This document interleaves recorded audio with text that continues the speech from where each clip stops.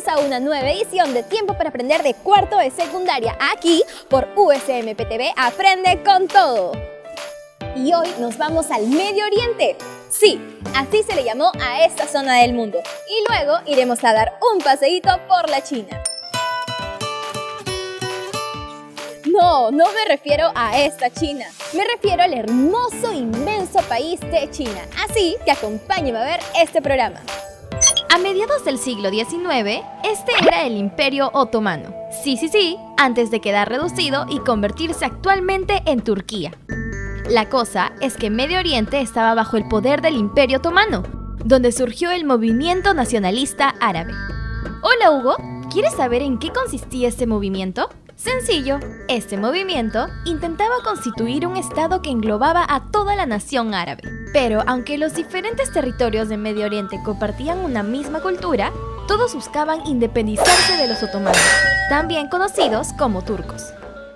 Durante la Primera Guerra Mundial, los británicos prometieron a los líderes árabes apoyar su independencia si combatían contra el Imperio Otomano. ¿Adivinan quién es? Este es Faisal bin Hussein, y fue quien lideró la rebelión árabe. Pero Faisal no estuvo solito en tremenda hazaña. Los británicos le enviaron un asesor, a este señor llamado Thomas E. Lawrence, aunque es más conocido como Lawrence de Arabia. Faisal y Lawrence iniciaron la rebelión en el desierto, donde expulsaron a los turcos de una gran parte de los territorios de Medio Oriente. Cuando terminó la guerra, la Sociedad de Naciones concedió a los británicos el mandato sobre Palestina. Parece que Hugo nos quiere preguntar algo. ¿Y qué pasó con la promesa que los británicos le hicieron a los árabes? Resulta que los británicos olvidaron su promesa de crear un estado árabe. ¡Ya fue, échale tierrita! Por eso, los árabes se sintieron traicionados y se quedaron bien picones. A fines del siglo XIX, los judíos solicitaron la creación de un estado judío. Primero al Imperio Otomano y después a Gran Bretaña. Profesora, ¿tiene algo más que decirnos? En la década de 1920 creció la inmigración judía a Palestina, donde prosperaron estableciendo granjas agrícolas colectivas. En la década de 1930 y con el inicio de la persecución nazi, la inmigración aumentó mucho más. Esto perjudicó la economía de los palestinos y generó mucho rechazo hacia los judíos. Al final de la Segunda Guerra Mundial, todo el mundo le tenía simpatía a los judíos. Esto debido a los horrores del Holocausto nazi. Por eso, casi nadie se opuso cuando la ONU decretó en 1947 la partición de Palestina en dos estados independientes. Sí, como lo oyen, Palestina se dividiría en dos, la parte judía de un 55% de territorio y la parte árabe con el 45% restante, aunque estaría fragmentada en tres zonas, como lo ven aquí. El 14 de mayo de 1948 se creó oficialmente el Estado de Israel. Eso causó mucha alegría entre los judíos, pero como era de esperarse, una gran molestia entre los árabes, a los que no les gustaba la división de Palestina.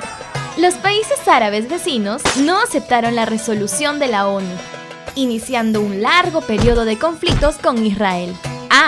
Pero también metieron su cuchara a las dos superpotencias de la Guerra Fría. Por esta razón, Israel recibió apoyo de Estados Unidos y los países árabes de la Unión Soviética. Las guerras judeo-árabes fueron 4. La primera se llamó simplemente la Guerra de 1948. Donde los ejércitos de Jordania, Siria, Egipto, Irak y Líbano atacaron a Israel. Pero el ejército de Israel ganó y encima aumentó su territorio en un 20%. En la Guerra de Suez en 1956, Israel apoyó a los ingleses y franceses para recuperar el canal de Suez, que había sido nacionalizado por los egipcios. Sí, Hugo, nos referimos al mismo que divide Europa de Asia. Y aunque los israelíes, franceses e ingleses ganaron, debieron retirarse porque todo el mundo veía mal esta ocupación. 12 años después, se dio la Guerra de los 6 días. Sí, aunque parezca increíble, esta guerra duró bien poquito, donde Israel atacó rapidito y se apoderó inmediatamente de la Franja de Gaza, los Altos de Golán y Jerusalén Oriental. La guerra de Yom Kippur comenzó cuando Egipto y Siria atacaron sorpresivamente a Israel, pero Estados Unidos y la Unión Soviética intervinieron para poner fin al conflicto. Sin embargo, los países árabes estaban tan piconazos que redujeron la venta de petróleo a Estados Unidos y los países que apoyaban a Israel, provocando una crisis energética en el mundo. O sea, que no había de dónde sacar combustible para las actividades diarias, como el transporte.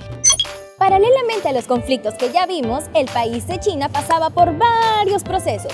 Por ejemplo, en la Segunda Guerra Mundial, el Kuomintang y los comunistas acordaron una tregua para luchar juntos contra la invasión japonesa.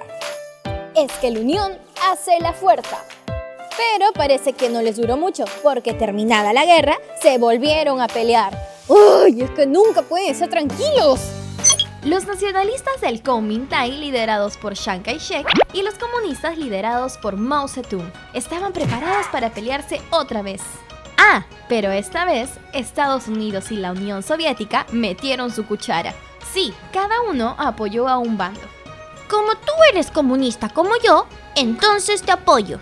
Nosotros somos más chéveres, así que síganme los buenos. En 1949, los comunistas anunciaron su triunfo y Mao proclamó la formación de la República Popular China.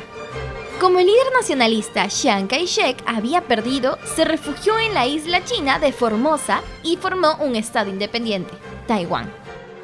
Pero volvamos rapidito a China.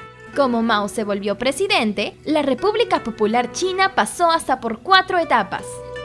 La primera fue el periodo de transición, donde el gobierno comunista permitió la existencia de otros partidos políticos que luego fueron absorbidos por el Partido Comunista. Pero eso no fue todo. Se aplicó el respeto al cristianismo, la distribución de territorios a los campesinos, programas de alfabetización rural, la igualdad entre hombres y mujeres, etc.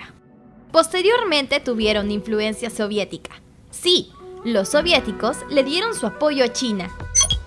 Con la influencia soviética, el régimen chino se hizo más duro, porque aumentaron las persecuciones. Sin embargo, a fines de la década de los 50, Mao empezó a percibir la ineficiencia del modelo económico soviético. Además, cuestionó la política de coexistencia pacífica que inició el líder soviético Nikita Khrushchev con Occidente, lo que llevó a que progresivamente se enfriaran las relaciones chino-soviéticas. Mao Zedong estaba decepcionado del modelo soviético. Por eso, se le prendió el foquito y diseñó un modelo de desarrollo autónomo denominado el Gran Salto Adelante. ¡Qué extraño nombre! Con este modelo económico, se creó un sistema donde se autoabastecían las actividades agrícolas e industriales. O sea, ellos mismos se proporcionaban lo que necesitaban sin recurrir a otros. ¡Mira! Millones de campesinos fueron agrupados en 26.000 comunas del pueblo. Un momento, Hugo. ¿Quieres saber qué hacían? En las comunas, los hombres y mujeres trabajaban hasta 16 horas diarias labores agrícolas e industriales, especialmente en la fabricación de acero. Lo malo es que estas medidas económicas fracasaron a los pocos años, por muchas razones, incluyendo una serie de catástrofes naturales. Esto produjo una gran hambruna que provocó la muerte de entre 20 a 30 millones de personas. ¡Asu! ¡Pero qué terrible! El fracaso económico del Gran Salto Adelante provocó que algunos líderes del Partido Comunista, como Liu Shaoqi y Deng Xiaoping, recortaran el poder que tenía Mao Zedong. O sea, ya no era lo máximo en China. Pero Mao no se quedó de brazos cruzados y para deshacerse de sus enemigos inició una campaña de movilización ideológica, iniciando la Revolución Cultural, que también tenía como objetivo reforzar la ideología maoísta en el pueblo chino. Habían millones de jóvenes chinos que eran bien hinchas del Mao Zedong y que adquirieron el libro rojo de Mao. Hugo, si tienes mucha curiosidad, es un libro publicado en abril de 1964 por el gobierno de la República Popular China, en el que se recogen citas y discursos pronunciados por Mao Zedong. Millones de jóvenes, teniendo en la mano el libro rojo de Mao, comenzaron a destruir cualquier obra de arte o producción intelectual, porque las consideraban una expresión de la decadencia de la burguesía. Felizmente, el primer ministro chino, Zhou Enlai, evitó que muchos monumentos históricos fueran destruidos. Para mediados de la década de 1970, la llamada Revolución Cultural fue perdiendo fuerza. Ahora es tu turno. ¿En qué año se creó el Estado de Israel? 1947, 1948, 1950. Eso es, la ONU decretó la división de Palestina en dos, la parte judía y la parte árabe, creándose oficialmente el Estado de Israel el 14 de mayo de 1948, aunque los árabes no aceptaron esta medida, iniciando un largo periodo de conflicto con Israel. ¿Cómo se llamó la guerra donde Jordania, Siria, Egipto, Irak y Líbano atacaron a Israel? La Guerra de los 6 días, la Guerra de Suez, la Guerra de 1948. Así es, simplemente se llamó la Guerra de 1948 y se extendió hasta 1949. ¿Quién fue proclamado presidente de la República Popular China en 1949? Mao Zedong, Chiang Kai-shek, Zhou Enlai. ¡Excelente! En 1949, los comunistas anunciaron su triunfo y su líder, Mao Zedong, proclamó la formación de la República Popular China, volviéndose el presidente.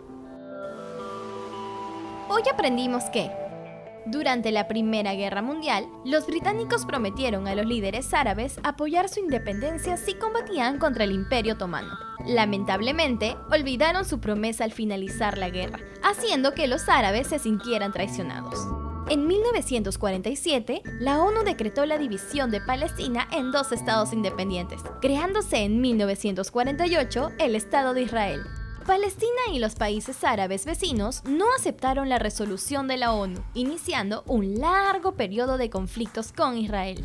Se dieron 4 conflictos judeo-árabes: la Guerra de 1948, la Guerra de Suez, la Guerra de los 6 días y la Guerra de Yom Kippur. En Asia, los comunistas anunciaron su triunfo en 1949 y Mao Zedong proclamó la formación de la República Popular China. Mao diseñó un modelo de desarrollo autónomo denominado el Gran Salto Adelante, pero estas medidas económicas fracasaron a los pocos años. Además, se produjo una hambruna que provocó la muerte de entre 20 a 30 millones de personas.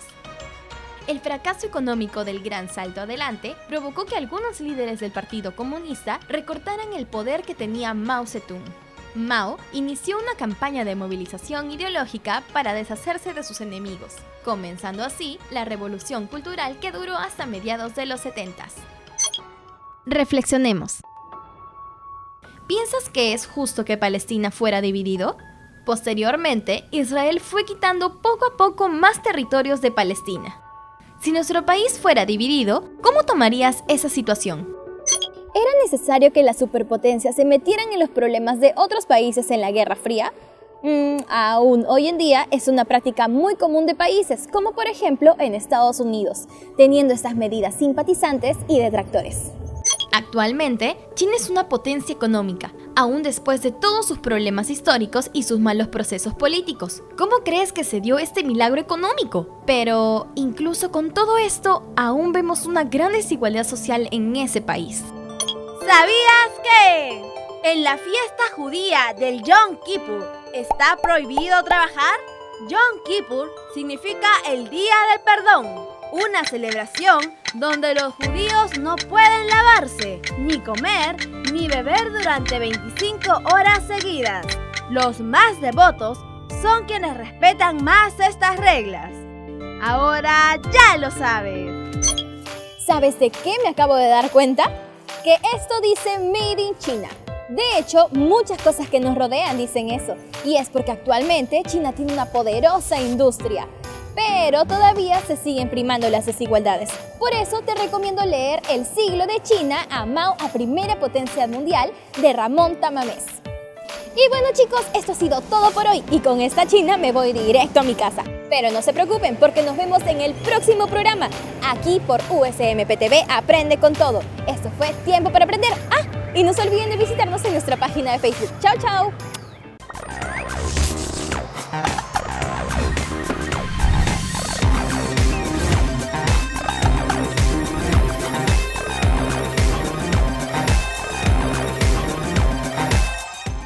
En el próximo programa aprenderemos sobre la Guerra del Pacífico parte 1.